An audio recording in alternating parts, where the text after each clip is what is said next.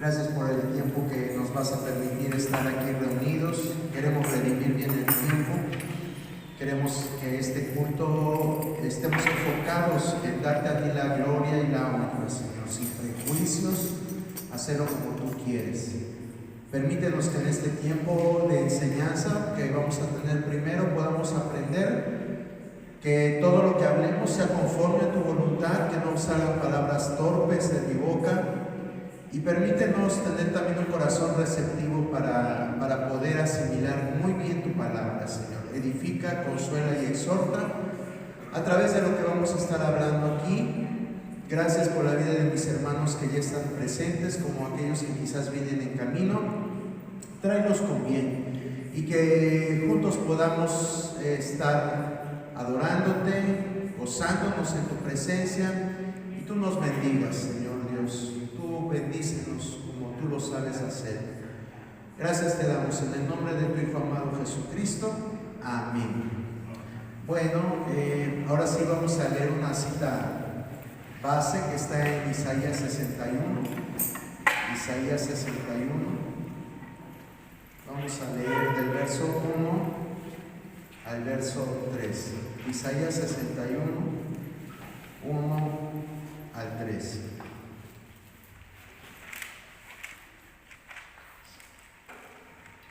Dice, vamos a leerlo alternadamente. Voy a leer el 1, ustedes van a leer el 2 y juntos vamos a leer el 3.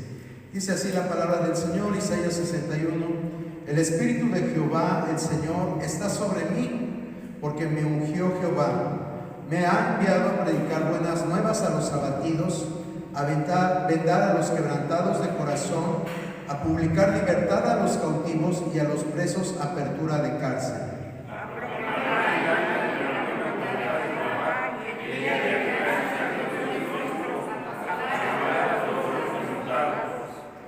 Todos juntos, a ordenar que a los afligidos de Sión se les dé gloria en lugar de ceniza, óleo de gozo en lugar de luto, manto de alegría en lugar de espíritu angustiado, y serán llamados árboles de justicia, plantío de Jehová para gloria suya. ¿Pueden sentarse, hermanos, si gustan? Bueno, ya estamos casi por concluir estos temas acerca de nuestro Salvador Jesucristo. A lo mejor dentro de 8 días sale otro tema con referente a Jesucristo, pero hasta ahorita creo que este es el último. Esperemos que podamos terminarlo el día de hoy. Y bueno, este último tema le pusimos como título la agenda del Mesías.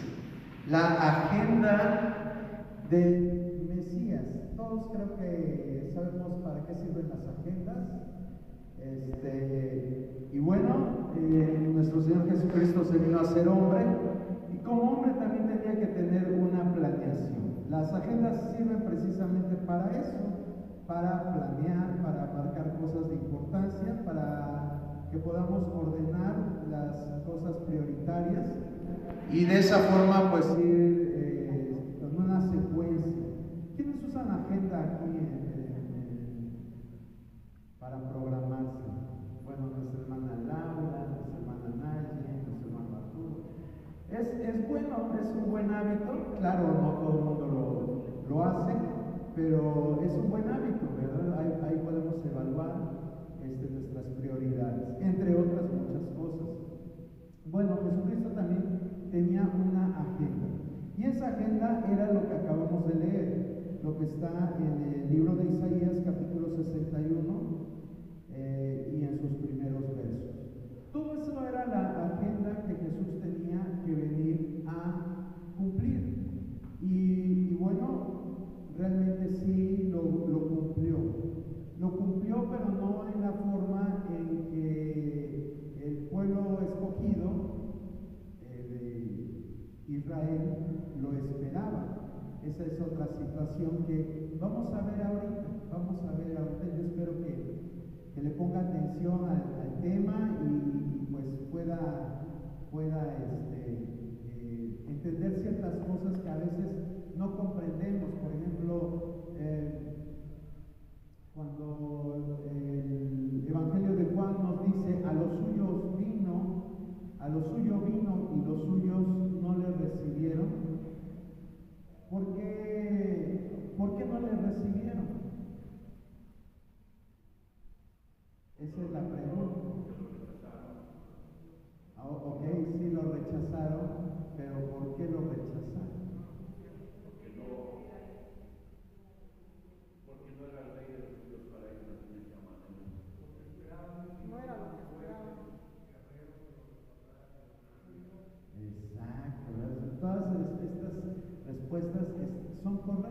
¿verdad? Y nosotros al paso de 2000 años, pues lo podemos entender, pero los judíos no lo entendían. ¿Y por qué no lo entendían? Vamos a ver precisamente eso en esta enseñanza. Bueno, no lo entendían, ni siquiera Juan el Bautista lo entendía. Juan el Bautista, ¿quién era? Humanamente hablando, fue su pariente, fue su primo, fue alguien muy contemporáneo a él, que no se llevaban ni siquiera un año de diferencia en edad.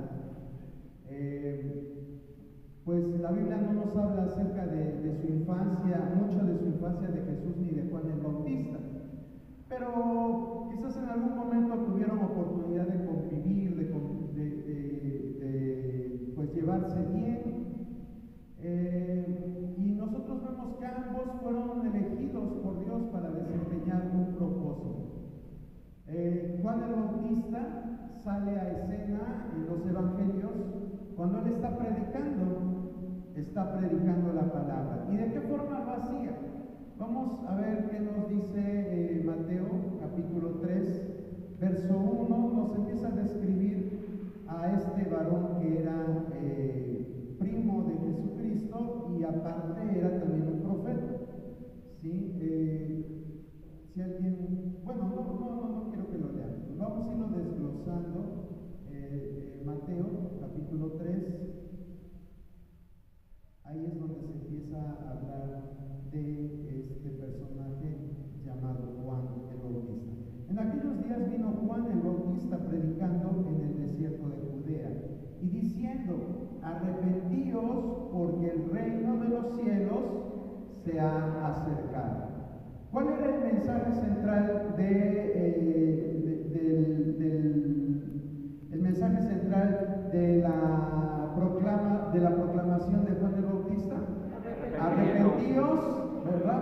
Porque el reino de los cielos se ha acercado, ¿verdad? Él estaba con esa convicción de que ya estaba muy cerca, de que pronto iban a tener ese rey, ese Mesías, ese libertador. Y por eso es que él urge a las personas a que se arrepientan. Nosotros lo vemos como una persona agresiva, pues a lo mejor un poco intemperante, porque a los religiosos de su tiempo les dice generación de víboras, o sea, unas expresiones pues diríamos, su mecha, qué temple de Juan el Bautista, ¿no? Para decirle eso a los fariseos, a los saduceos. Pero lo hacía porque él ya veía como algo inminente que Jesucristo iba a venir a implantar su reino en sus días. Eso lo tenía él como algo presente. De hecho, nosotros podemos leer los versos 10 y 12 de ese mismo capítulo. En Mateo 10 al 12 dice: y ya también el hacha está puesta a la raíz de los árboles. ¿Qué significa esa frase? Y ya el hacha está puesta. ¿Sí? Es como un leñador, ¿verdad? Que cuando sale con su hacha y está calibrando, vamos a decir, la fuerza del golpe que le va a dar al árbol con el hacha, es lo que estaba pensando o visualizando o poniendo de ejemplo Juan el Bautista a la gente de su tiempo.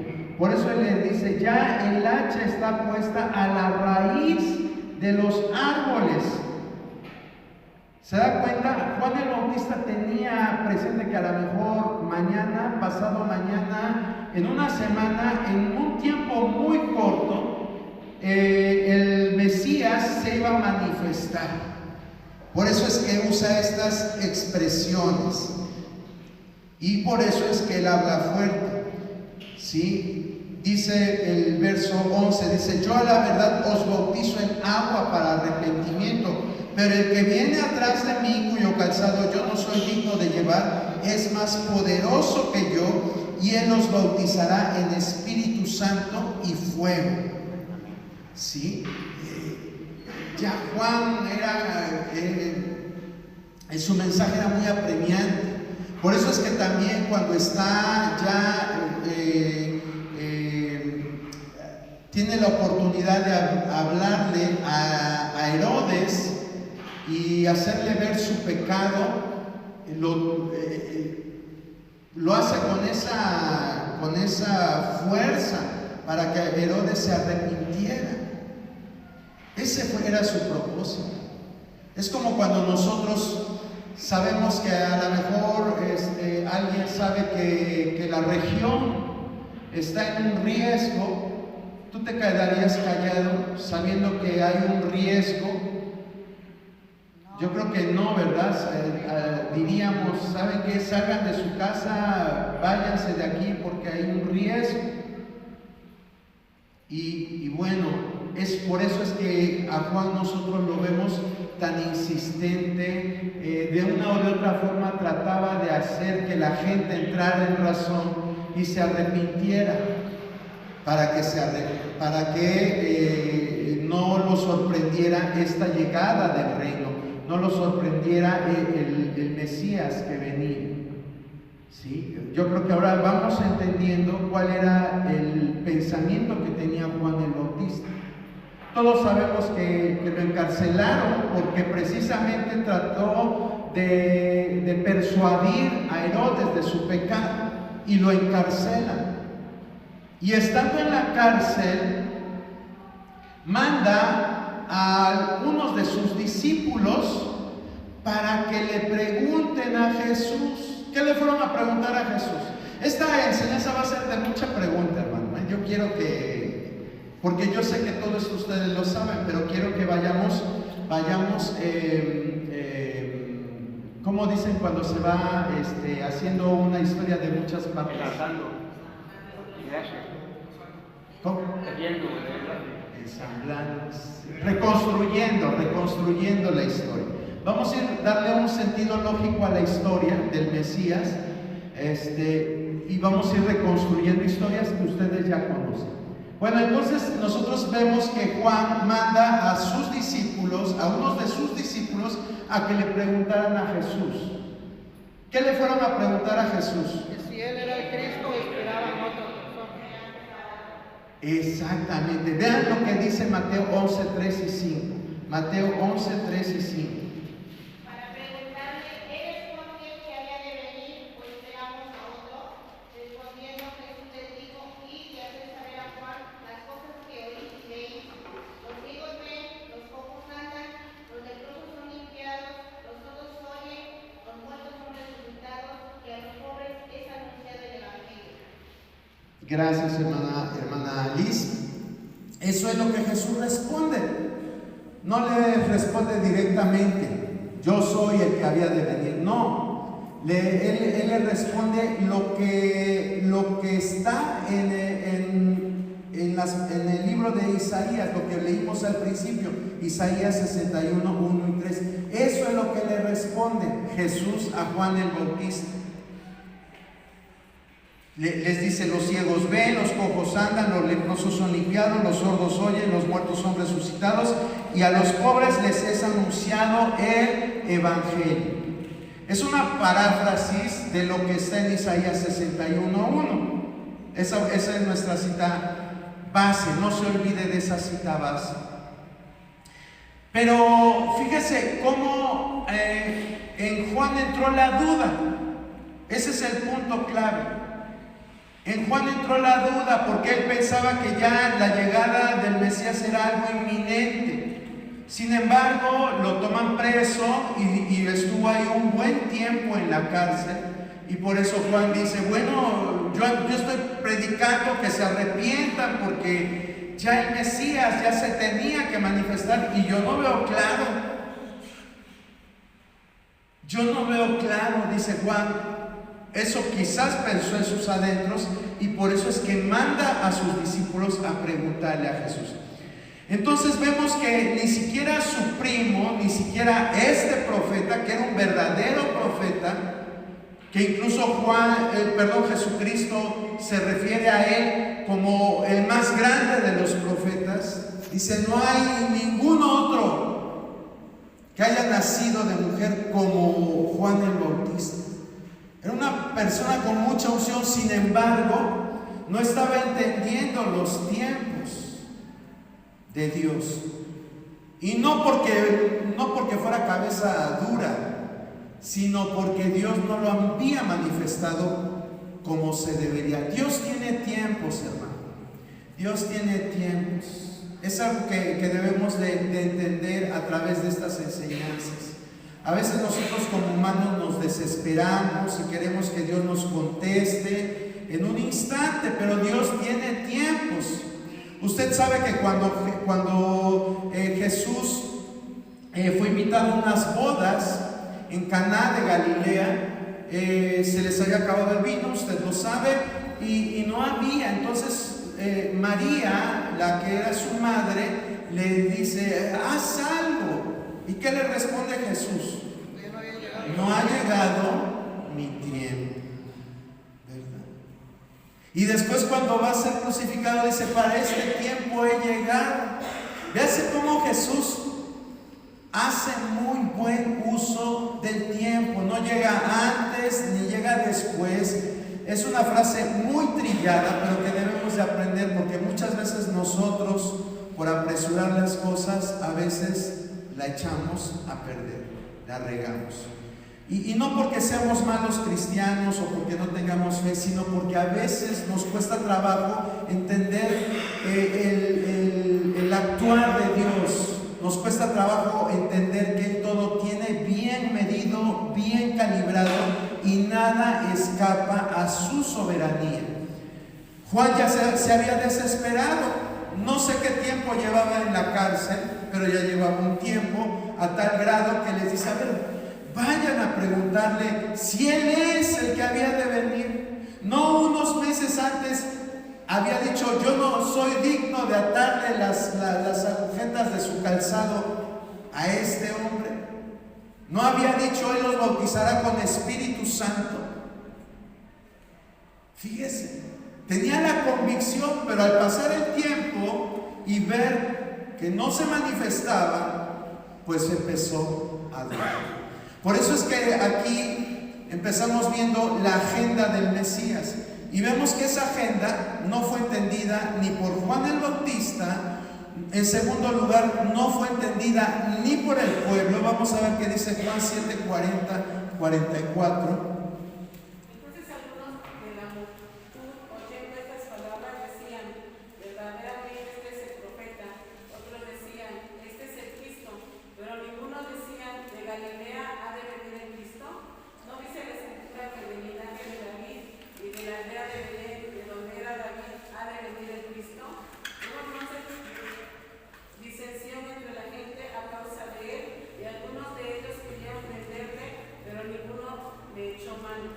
Gracias, hermana Emi.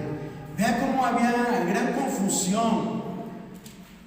Unos decían: es que Él es el profeta, ¿verdad? Dice al final del verso 40, verdaderamente este es el profeta, porque veían que hacía señales, veían que lo que Él decía se cumplía, veían en Él una persona realmente ungida. Entonces dicen: este es el profeta. ¿A qué profeta hacen alusión esta gente? La gente conocía las Escrituras.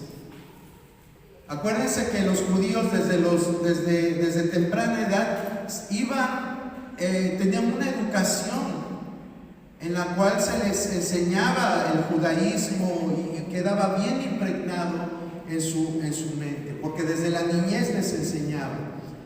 Entonces, ¿a qué profeta se están refiriendo? Porque este es el profeta. ¿Cuál profeta?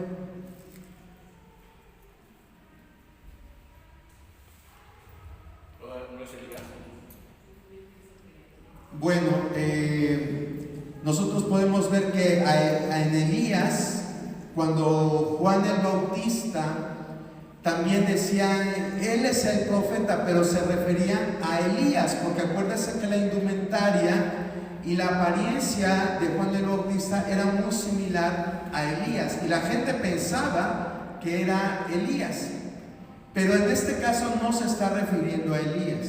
¿A qué profeta se está refiriendo la gente? Bueno, no se las voy a hacer cardíaca. Vea qué dice Deuteronomio 18:15.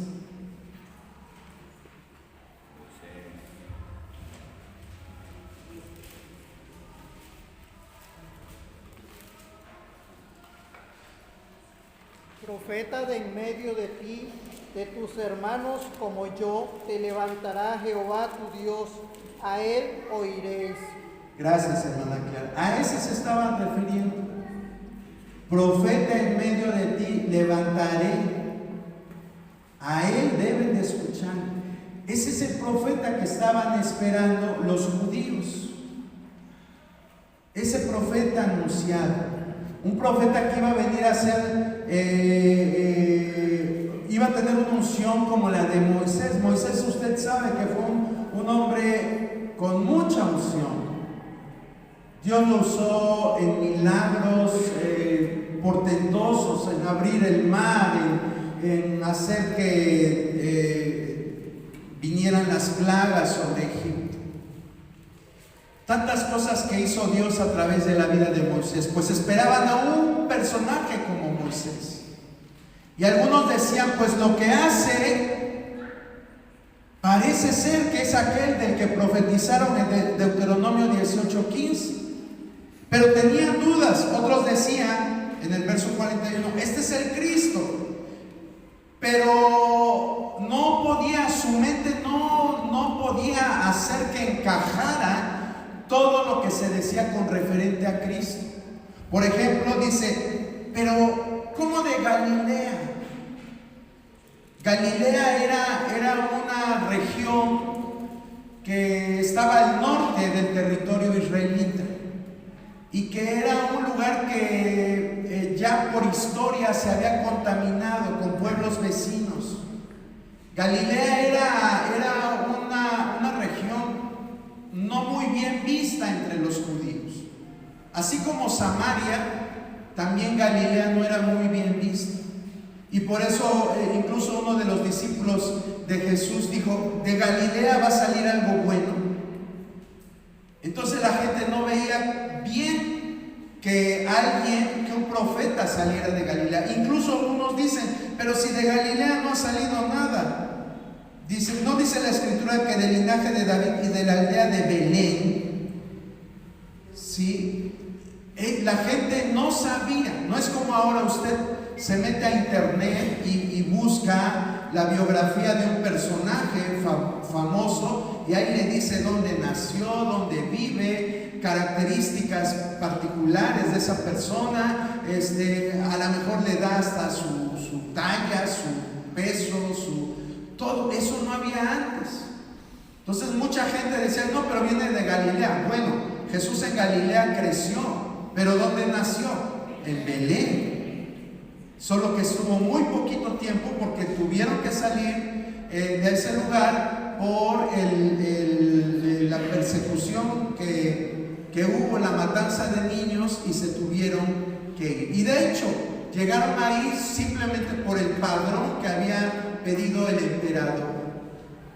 Pero el chiste es que nació ahí. Y la gente no sabía eso. Siempre decían Jesús de Galilea, Jesús de Nazaret.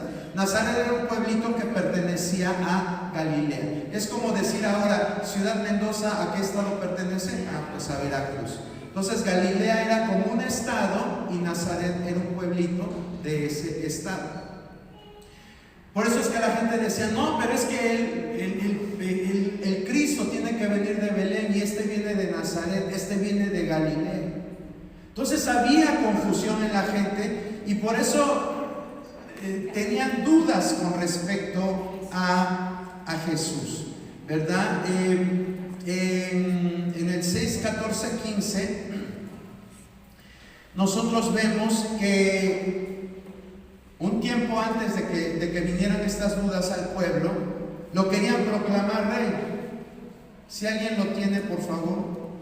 Aquellos hombres entonces, viendo la señal que Jesús había hecho, dijeron, este verdaderamente es el profeta que había de venir al mundo. Pero entendiendo Jesús que iba a venir para apoderarse de él y hacerle rey, volvió a retirarse al monte él solo.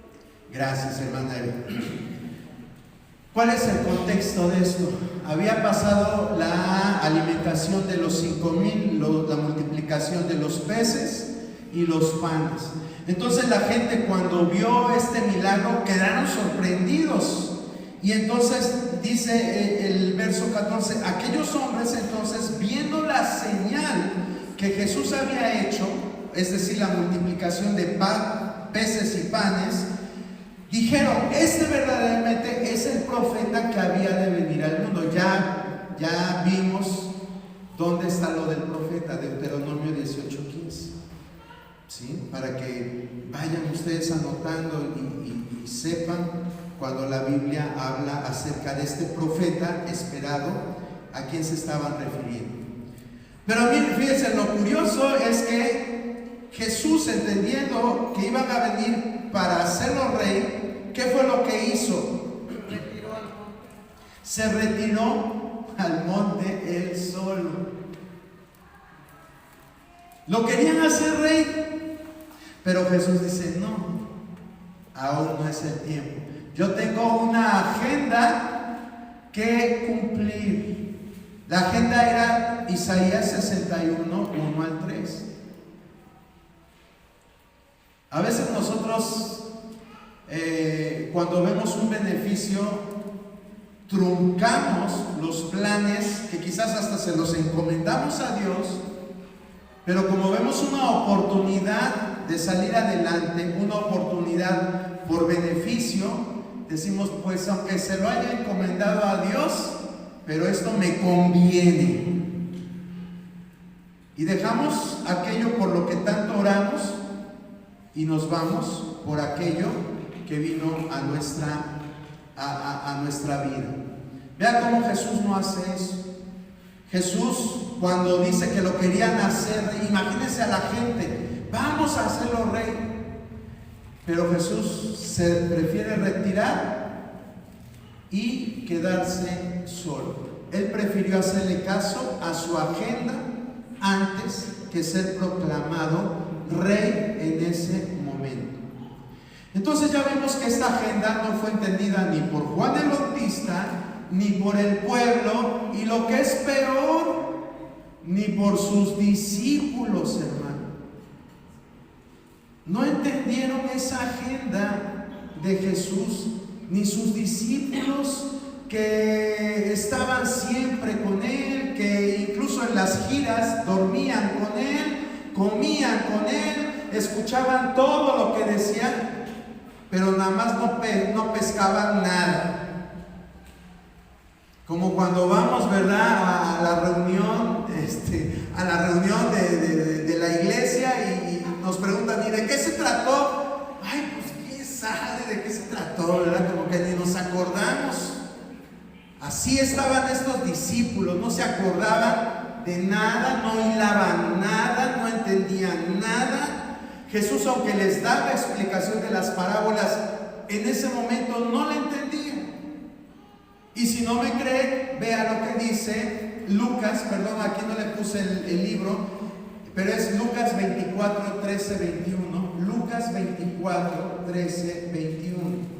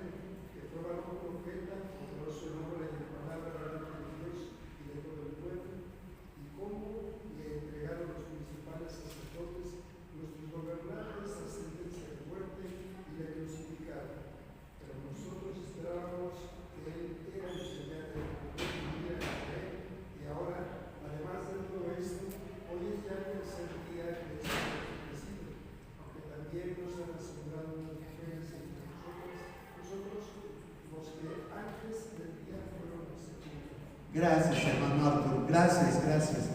Vea, dice, empieza la cita que les dice: he aquí dos de ellos. ¿A qué ellos se refiere? A sus discípulos.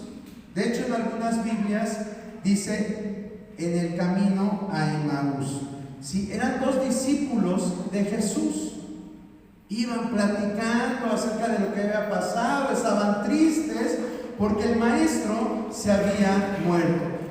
Y entonces Jesús se les aparece, pero pues venían tan absortos en sus cargas emocionales que no se dieron cuenta que Jesús era el que venía con ellos. Y le empiezan a platicar a Jesús lo que había pasado con él.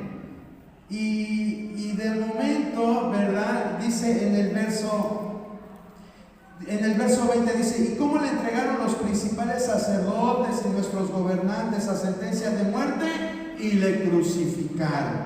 Pero vea lo que dice el 21: pero nosotros esperábamos que Él era el que había de redimir a Israel. ¿Qué estaba pasando con estos discípulos? Pues que estaban perdidos, estaban completamente perdidos, no entendían el plan de salvación de Jesucristo, no lo entendían. Para ellos la muerte de Jesús no simbolizó nada, no significó nada, fue un completo fracaso,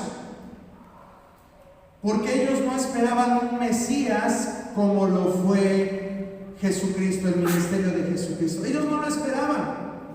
Andaban con Él porque pues veían los milagros, por lo que Él hablaba, pero en realidad no lo comprendían. 3 años y meses y no comprendían a Jesús.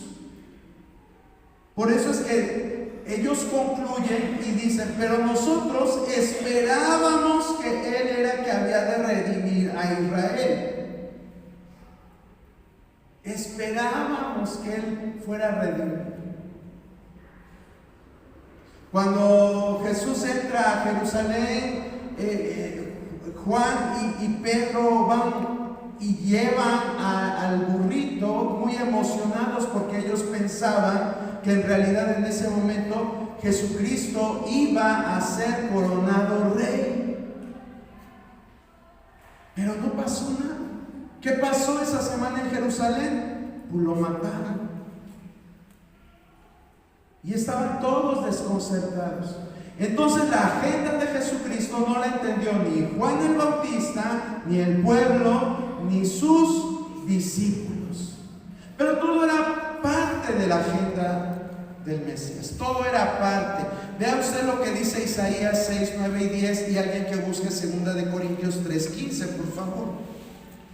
Dijo: anda y di a este pueblo, oíd bien y no entendáis, ved por cierto, mas no comprendáis. Engruesa el corazón de este pueblo y agrava sus oídos y ciega sus ojos, para que no vean con sus ojos, ni oiga con sus oídos, ni su corazón entienda, ni se convierta y haya para él sanidad. Gracias, hermana Clara. ¿Y alguien que lea 2 de Corintios 3:15, por favor? Y aún hasta el día de hoy, cuando se lea a Moisés, el velo está puesto sobre el corazón de ellos.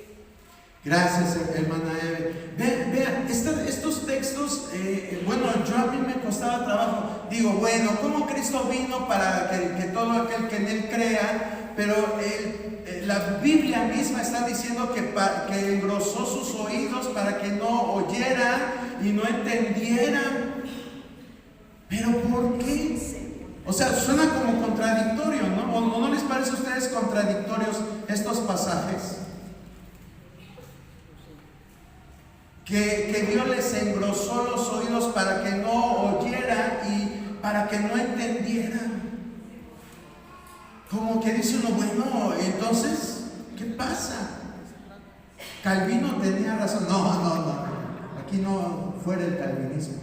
Pero todo era parte de un propósito. ¿Y saben por qué pasó esto?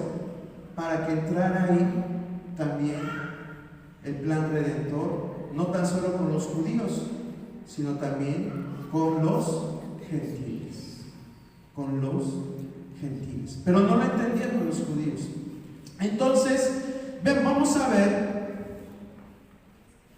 lo que algunos de ustedes me dijeron al principio.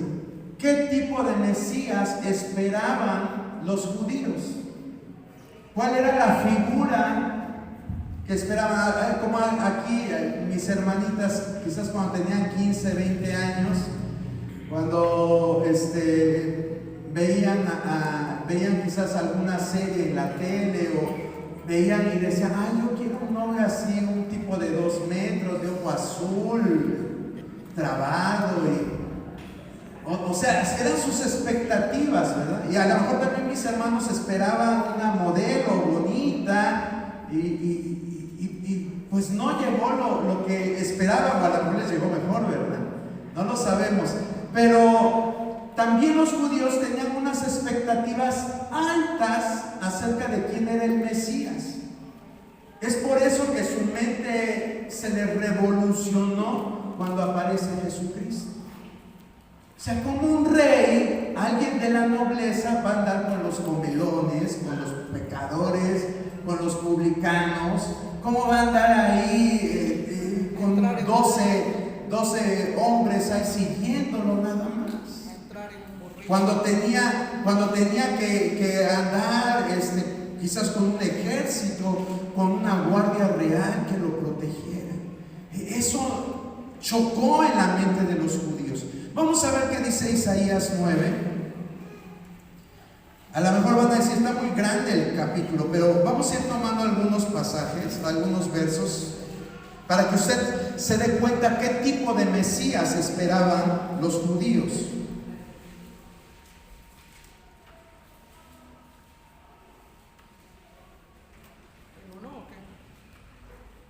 ¿Qué versículo leemos? Sí, vamos a ir tomando algunos pasajes.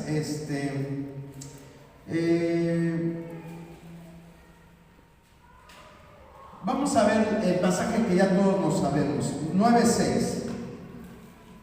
Dice, si alguien, bueno, se lo voy a leer yo. Dice, porque un niño os es nacido, hijo nos es dado, y el principado sobre su hombro, y se llamará su nombre admirable, consejero, Dios fuerte, Padre eterno, príncipe de paz.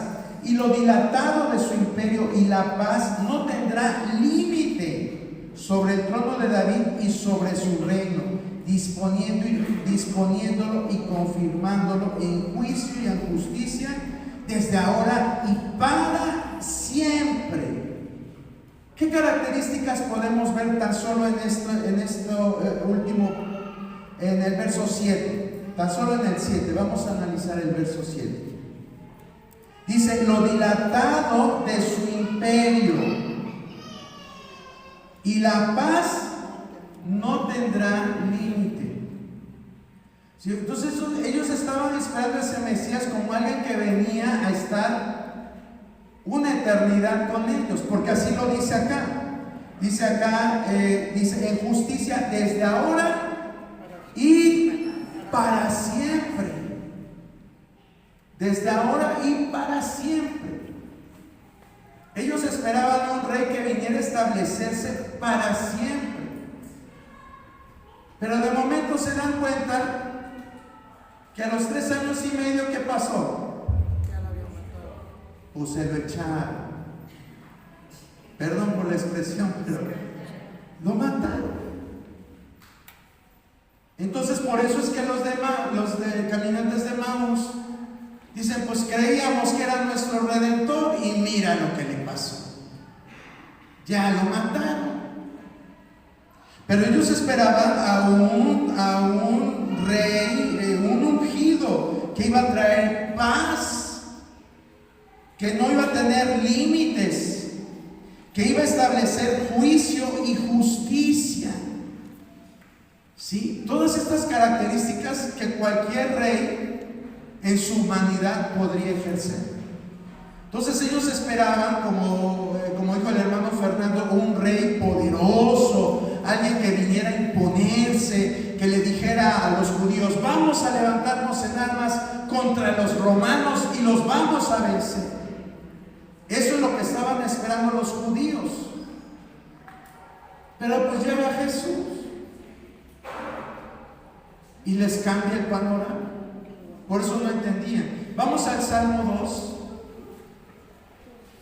Y solamente son pruebas estos pasajes, ¿eh? Hay mucho más, muchos más que nos hablan de ese Mesías, de ese rey.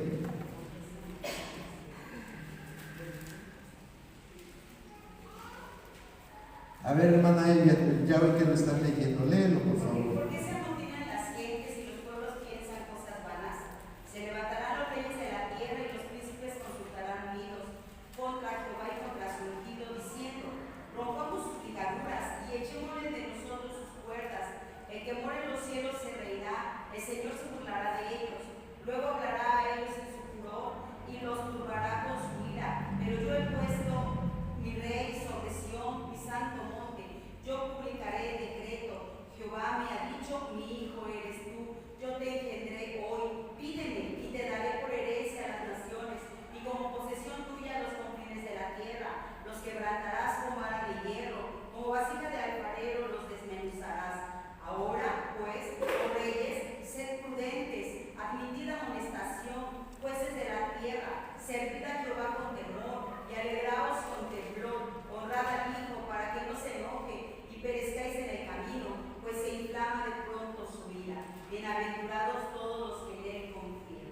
Gracias, hermana Elia. ¿Cómo vemos este salmo? Están hablando de un rey, pero no tan solo un rey que se va a establecer en Sión o en Jerusalén o como rey de los judíos, sino como alguien que va a traspasar fronteras y van a venir a él reyes de otros lugares y tienen que doblegarse, tienen que doblegar su voluntad a este hijo, a este ungido. Por eso dice el verso 12: honrad al Hijo para que no se enoje y perezcáis en el camino.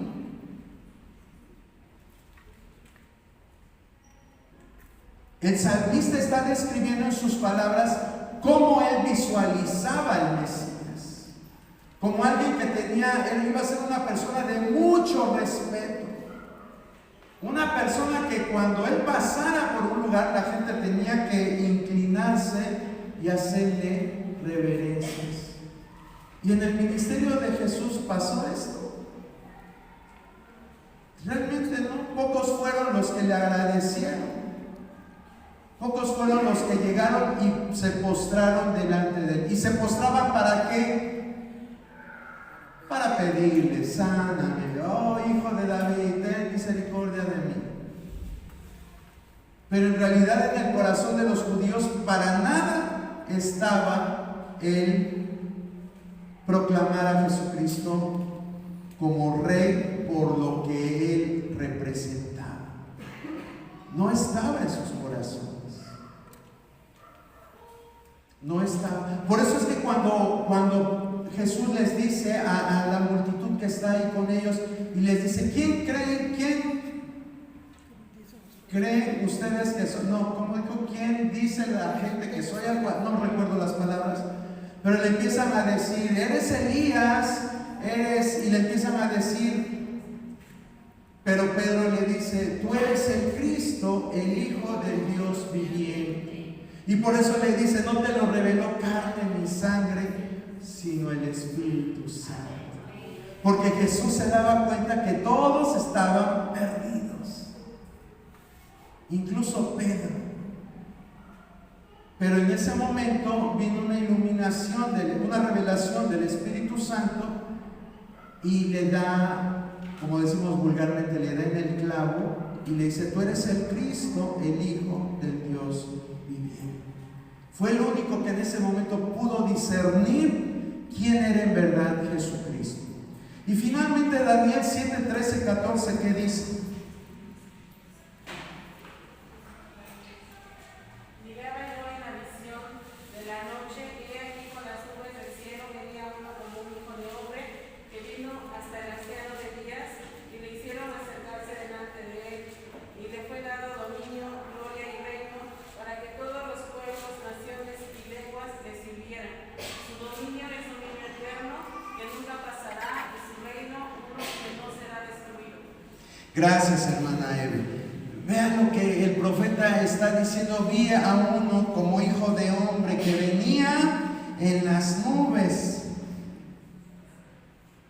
Y dice, y vino hasta el anciano de días y le hicieron acercarse delante de él, verso 14, y le fue dado dominio, gloria, reino para todos los pueblos, naciones y lenguas. Le sirviera, y su dominio es dominio eterno que nunca pasará, y su reino uno que no será destruido. ¿Se da cuenta qué bien empata lo que dice el Salmo 2 con Daniel 7? ¿Se da cuenta? Está hablando de un reino no tan solo para Israel, sino para las naciones, un reino mundial. Dice, y tiene dominio eterno que nunca pasará. Y les vuelvo a repetir, por eso es que cuando lo ven ahí que ya lo agarraron y que ya lo mataron, dicen, pues como que no era como que no era el que esperábamos, porque nosotros esperábamos a uno eterno, a uno poderoso, a uno más grande que el César.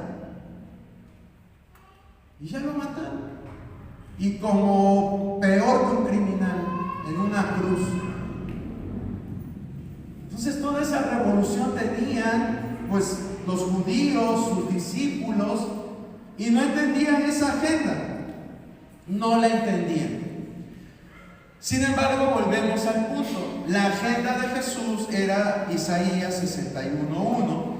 Y Jesús lo afirma. Jesús, déjame decirle algo, nunca escondió su propósito, nunca guardó su agenda y dijo solamente en las noches cuando yo esté solo la voy a revisar y voy a ver qué me toca hacer. No, Jesús la expuso públicamente. Vea que dice Lucas 4:18 y 21. Lucas 4:18 al 21.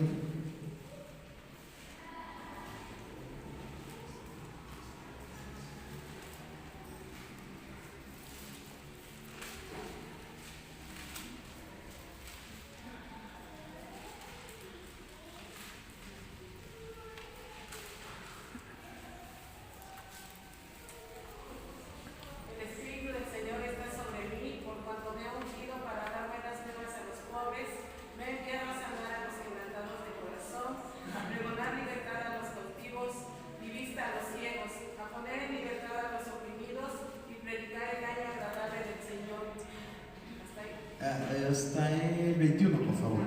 Y enrollando el libro lo dio al ministro y se sentó, y los ojos de todos los de la sinagoga estaban fijos en él, y comenzó a decirles: hoy se ha cumplido esta escritura delante de vosotros. Vean, es lo mismo que dice en Isaías 61, ¿verdad? Quiero que, a ver, los que son observadores, comparen lo que Jesús leyó en Lucas 4:18 y 19 con Isaías 61. Y quiero que me digan en qué frase se quedó. Compárenlo y me dicen, ¿sabes qué? Se quedó hasta aquí.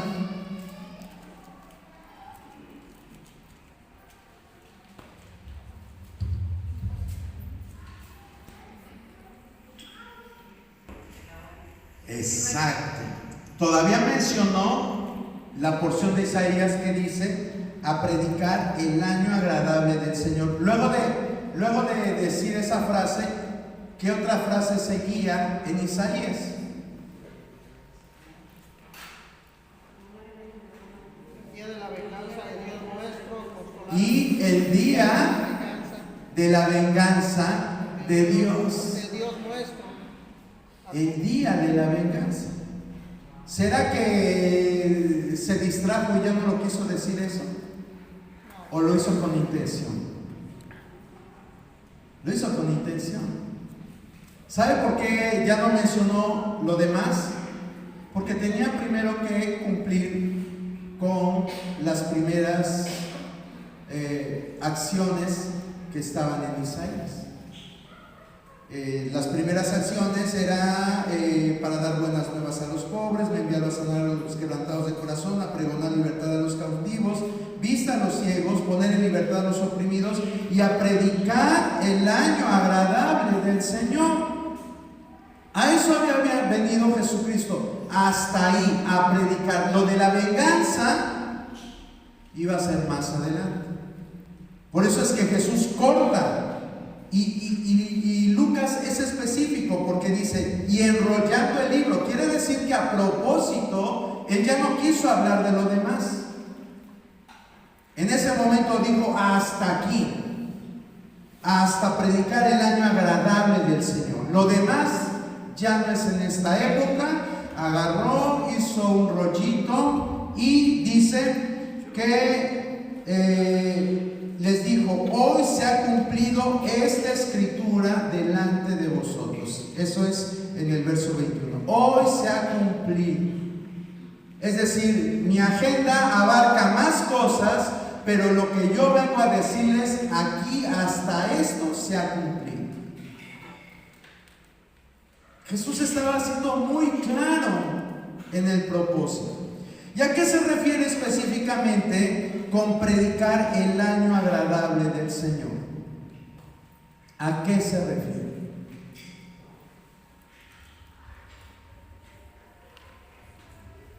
A la gracia. Exacto, a la gracia. A ese periodo que nosotros los dispensacionalistas le llamamos gracia. Todos sabemos aquí que nosotros creemos en que estamos en un periodo de gracia, ¿verdad? Bueno, pues este periodo es a lo que Jesús le llama el año agradable del Señor. No se está refiriendo a un año de 365 días. La palabra un año también representa un periodo de tiempo. Entonces lo que Jesús estaba abriendo era el tiempo de gracia. Eso es a lo que se refiere. Por eso él no podía, aunque los judíos querían volverlo rey, él en ese momento no podía hacerse rey. Y esto a través de las parábolas se los amplió más a sus discípulos. Aquí yo tengo 3 parábolas, pero la verdad es que hay más parábolas que hablan acerca de esta agenda de Jesucristo. Vamos, por ejemplo, a ver la parábola de la semilla de mostaza, Mateo 13, 31, 32. ¿Qué dice?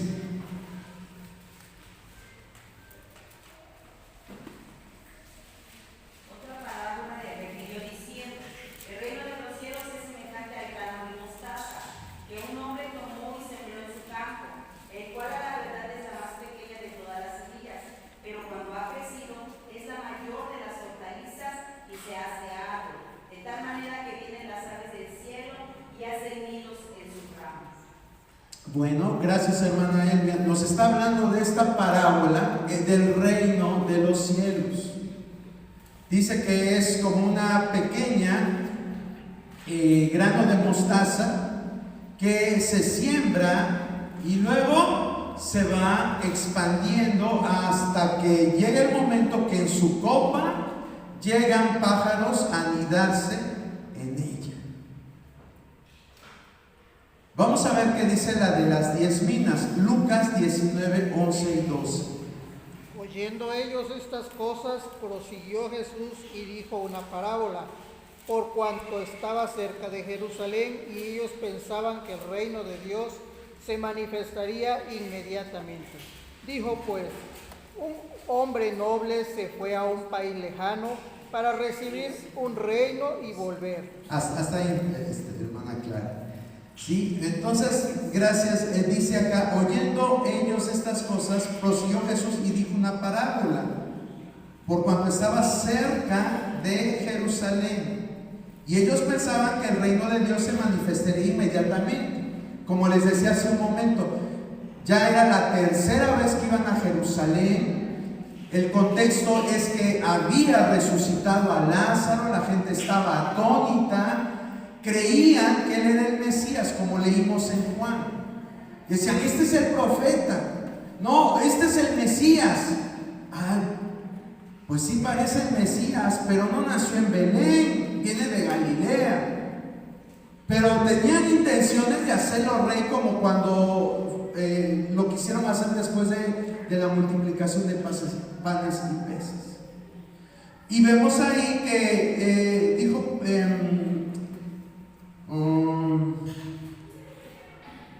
pues, empieza a relatarles la parábola en el verso 12, dice, dijo pues un hombre noble se fue a un país lejano para recibir un reino y volver. O sea, los discípulos estaban diciendo, ya aquí ya estoy viendo las murallas de Jerusalén, ya estoy viendo la ciudad. Yo creo que ahí lo van a, después de lo que hizo con Lázaro, no, ya con esto ya lo proclaman rey. Es que esa resurrección estuvo fantástica. Yo creo que al llegar lo van a proclamar rey. Y si la gente, sabemos qué pasó, agarraron hojas de palma y decían Hosana, bendito el que viene en el nombre del Señor. Pero él, antes de entrar a Jerusalén, les dice esta parábola, y fue enfático. Les dice, un hombre noble se fue a un país lejano para recibir un reino y volver. ¿Qué les estaba diciendo Jesús? Ustedes están pensando que a mí me van a hacer rey ahí, pero yo primero me tengo que ir y después volver. ¿Se da cuenta? O sea, aunque Jesús siempre les estuvo diciendo el propósito de Él, la agenda de Él, pero ellos no, ellos se dejaban guiar más por las circunstancias, por lo que veían, por las situaciones, y no entendían lo que Jesús les trataba de decir. Los discípulos estaban, yo creo que ya hasta también vitoreando que Él iba a entrar como rey, y Jesús les dice, no es por ahí. Primero me tengo que ir y después voy a regresar. ¿Se da cuenta? Jesús nunca les mintió ni los hizo tener falsas expectativas. Y luego está la parábola del trigo y la cizaña, que está también en Mateo 13, 36, 43. Si alguien la quiere leer, por favor. Entonces, despedida la gente, entró Jesús en la casa, y acercándose a él, sus discípulos le dijeron, explícanos la palabra de la cizaña del campo. Respondiendo él les dijo, el que siembra la buena semilla es el Hijo del Hombre. El campo es el mundo, la buena semilla son los hijos del reino, y las cizañas son los hijos del mal. El enemigo que la sembró es el diablo. La siega es el fin del siglo, y los segadores son los ángeles. De manera que como se arranca la cizaña y se quema en el fuego, así será en el fin de este siglo. Enviará el Hijo del Hombre a sus ángeles, y recogerán de su reino a todos los que sirven de tropiezo y a los que hacen iniquidad, y los echarán en el horno de fuego. Allí será el lloro y el crujir de dientes.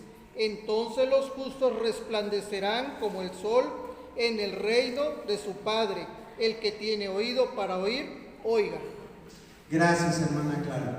Entonces, así como estas parábolas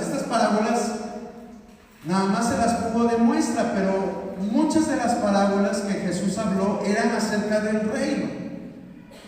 Así como las citas que les puse acerca de qué tipo de persona esperaban los judíos como Mesías, y hay muchas más, aparte de Isaías 9, Salmo 2, Daniel 7, también las parábolas hablan acerca de ese programa, de esa agenda mesiánica. Y vamos a ver que hay 3 puntos en que concuerdan todas estas parábolas. Estas parábolas nos hablan de 3 fases. La primera es la implantación del reino. Jesús se refiere en estas 3 que mencionamos, bueno, 2 de ellas, como una semilla. Jesús vino a implantar la semilla. Y después, en la segunda fase, es el crecimiento del reino.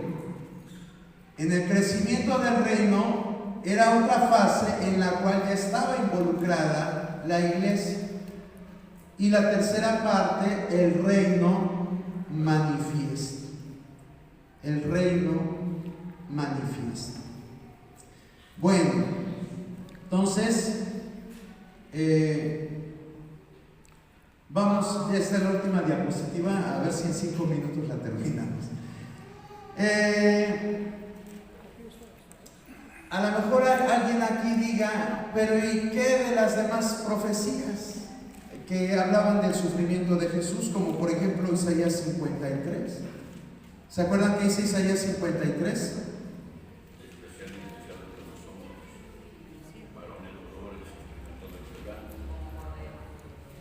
Como, exacto, yo sé que se la saben, pero alguien me la quiere leer, por favor. No me la balbucee, por favor. Isaías 53.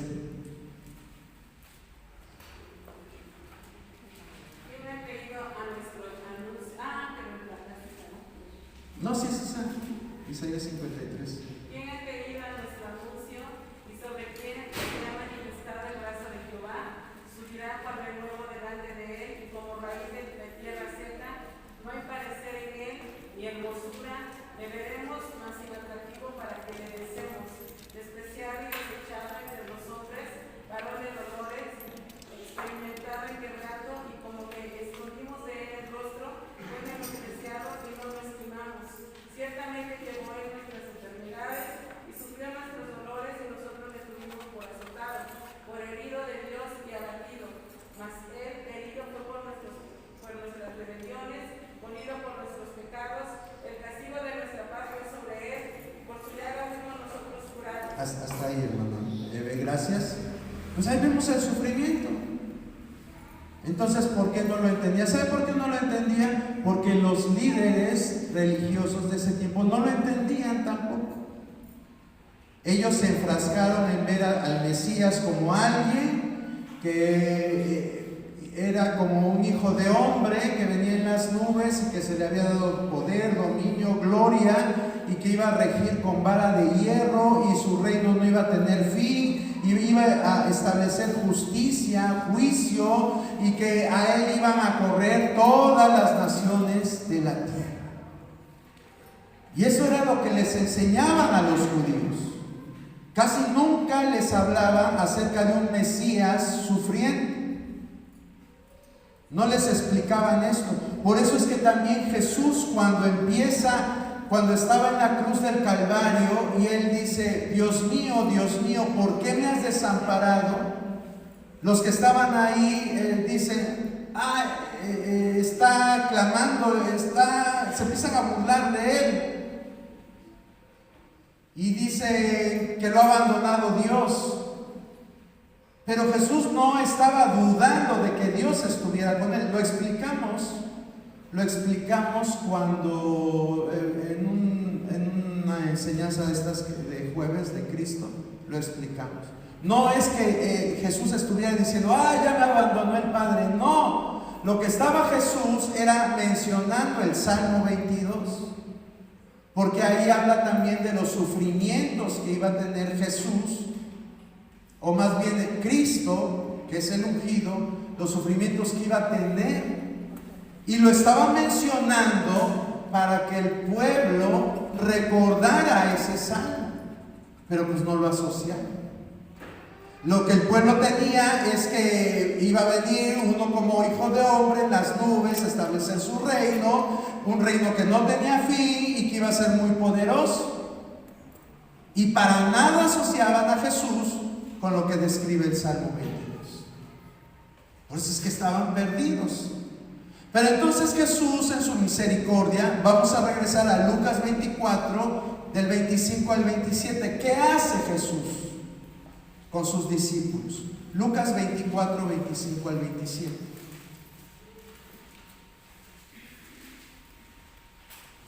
Entonces él les dijo, oh insensatos y tardos de corazón para creer todo lo que los profetas han dicho. ¿No era necesario que el Cristo padeciera estas cosas y que entrara en su gloria? Y comenzando desde Moisés y siguiendo por todos los profetas, les declaraba en todas las escrituras lo que de él decían. Gracias, hermana Clara. Vean cómo Jesús, estamos regresando a la escena donde está con los caminantes de Emaús. Y ahí están, ya le dijeron que no se vayan. Y entonces Jesús les empieza a decir, ¿por qué son tan duros para razonar? Dice, ¿por qué no creen lo que los profetas han dicho? ¿No era necesario que el Cristo padeciera estas cosas y que entrara en su gloria? Pues estaba en las escrituras. Pero pues simplemente no lo asociaban. Se quedaron nada más con el lado A y no se pusieron a revisar el lado B. Es decir, el lado A que hablaba de lo glorioso que iba a ser el Mesías, pero se olvidaron de hablar de su sufrimiento. Entonces Jesús les dijo, no era necesario que el Cristo padeciera estas cosas y que entrara en su gloria, y comenzando desde Moisés y siguiendo por todos los profetas, les declaraba en todas las escrituras lo que de él decía. Tuvo una charla muy larga con estos caminantes de Emaús. Imagínense a Jesús ahí con ellos, ahí en la mesa. Y miren, a ver, vámonos al Pentateuco. Acuérdense que la Biblia hebrea estaba dividida en 3 grandes secciones: el Pentateuco, la ley, los escritos y los profetas. Entonces dice, a ver, vámonos desde el Pentateuco, desde la ley, desde Moisés. Desde ahí está descrito lo que yo tenía que sufrir y padecer. Y a ver, yo les pregunto a ustedes, ¿en dónde está descrito eso en el Pentateuco?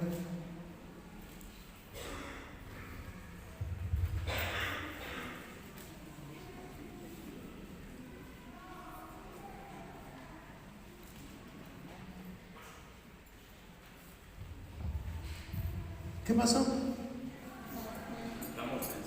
Están como los de Emaús también, ¿verdad?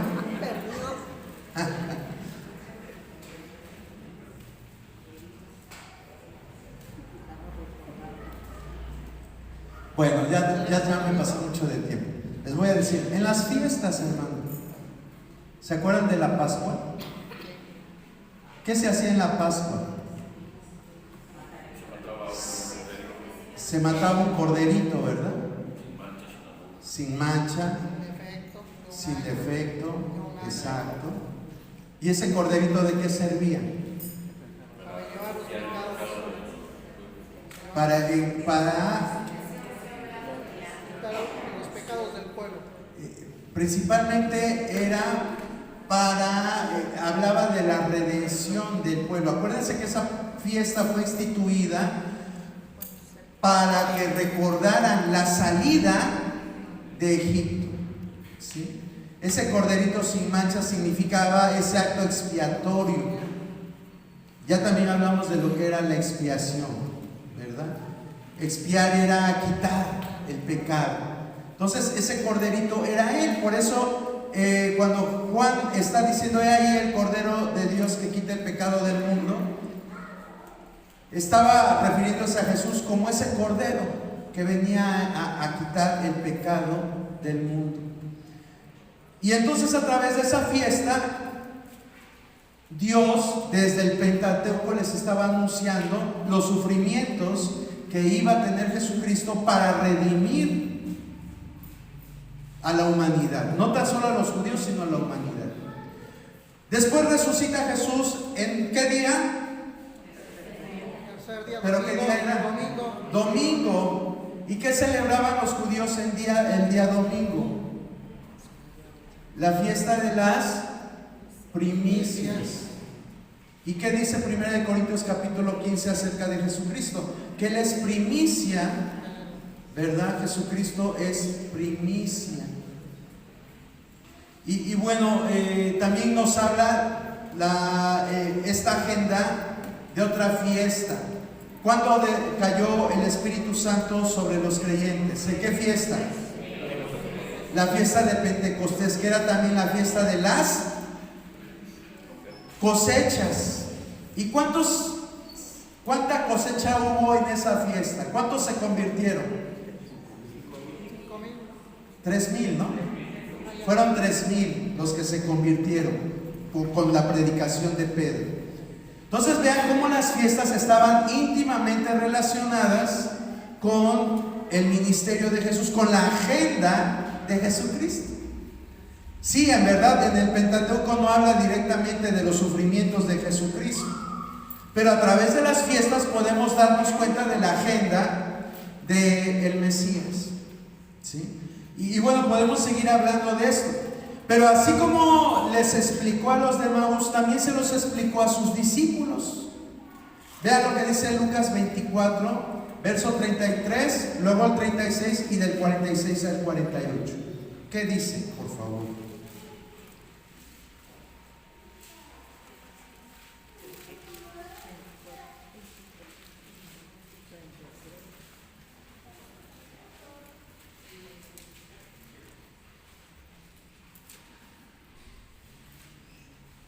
Mientras ellos aún hablaban de estas cosas, 33, 24, 33. Ahora volvieron a Jerusalén y hallaron los 11 reunidos y a los que estaban con ellos. Ok, ahí ya cambió de lugar. Ya no está nada más con los de Maús, sino que está con ¿quiénes? Con los 11, con los electos, ¿verdad? Ya no estaba Judas, por eso nada más había 11. Bueno, el 36, ¿qué dice? Mientras ellos aún hablaban de estas cosas, Jesús se puso en medio de ellos y les dijo: paz a vosotros. Ok, estaban también ellos bien confundidos.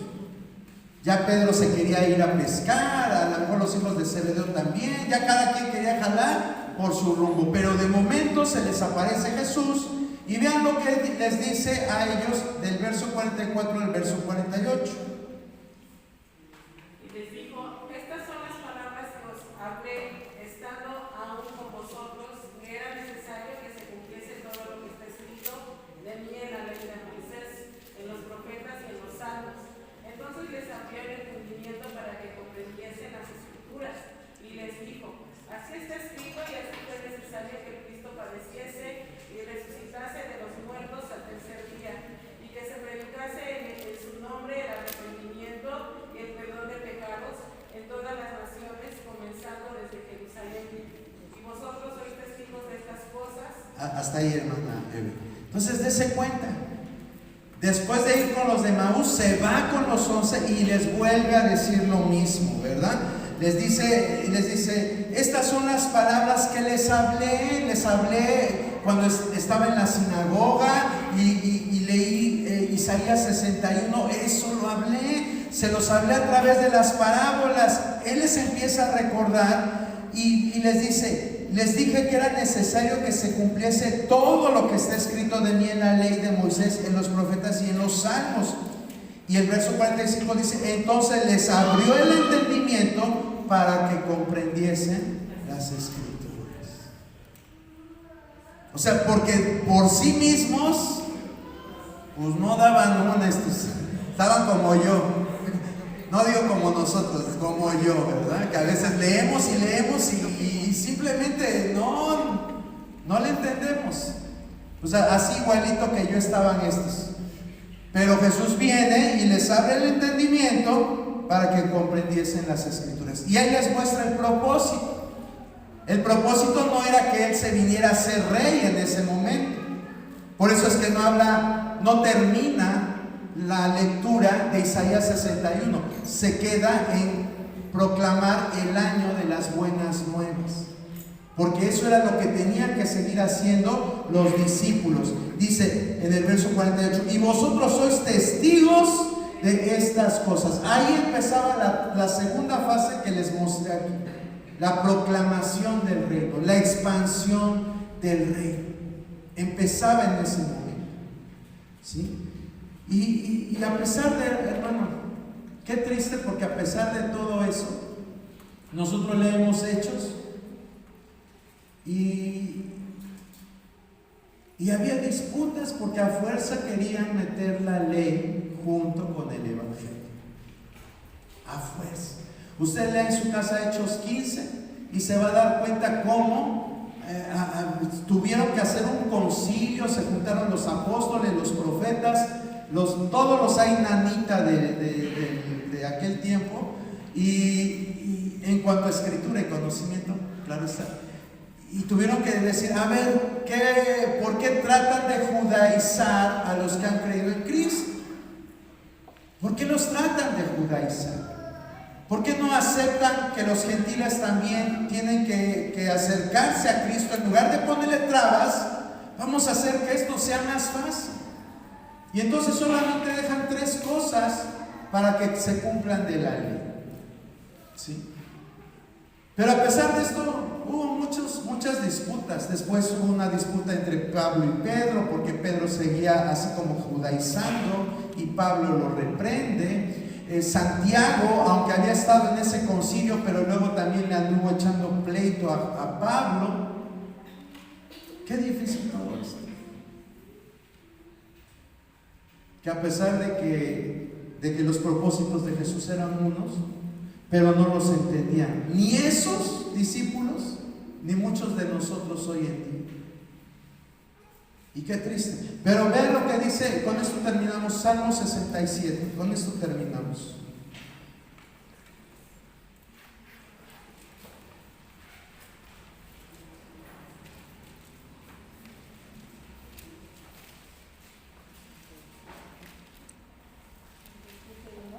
A ver, se los voy a leer porque creo que se durmieron después de 1:15 de estar escuchando. Dice, Dios tenga misericordia de nosotros y nos bendiga, haga resplandecer su rostro sobre nosotros, para que sea conocido en la tierra tu camino, en todas las naciones tu salvación. Te alaben los pueblos, oh Dios, todos los pueblos te alaben.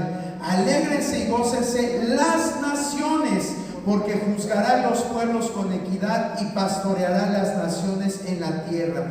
Te alaben los pueblos, oh Dios, todos los pueblos te alaben. La tierra dará su fruto, nos bendecirá Dios, el Dios nuestro. Bendíganos Dios y témanos todos los términos de la tierra. ¿Se da cuenta cómo ya estaba profetizado el alcance mundial del Evangelio de Jesucristo? Desde los tiempos de los años, ese era el propósito de Dios, que los judíos esparcieran el mensaje de salvación. Pero ¿qué hacían los judíos? Los judíos eran muy nacionalistas. A los gentiles les llamaban perros. Eran perros, no eran dignos de salvación. Por eso es que a Pedro le costó trabajo irle a predicar a Cornelio. Tuvo Dios que tener un trato especial con Pedro y mostrarle a través de una visión que no podía llamar inmundo a lo que Dios ya había limpiado. Porque era tanto el prejuicio que tenía Pedro, que él decía, ¿cómo la salvación también va a ser para este romano? ¿Cómo yo le voy a ir a predicar a un gentil si la salvación es de los judíos?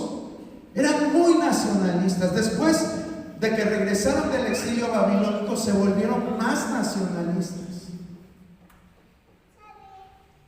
Y no podían aceptar a gente extranjera dentro de las filas de lo espiritual. Pero Dios tuvo que tratar, y vuelvo a repetir, a lo largo de todo el Nuevo Testamento, Santiago no entendió muy bien, Pedro no lo entendió muy bien, tal parece que el único que lo entendió un poquito mejor fue Pablo. Pero vea cómo en las Escrituras, en el Salmo 67, ya estaba establecido que el Evangelio, o que las buenas nuevas, o que la salvación no era exclusiva de los judíos, era para todo el mundo. Era para todo el mundo.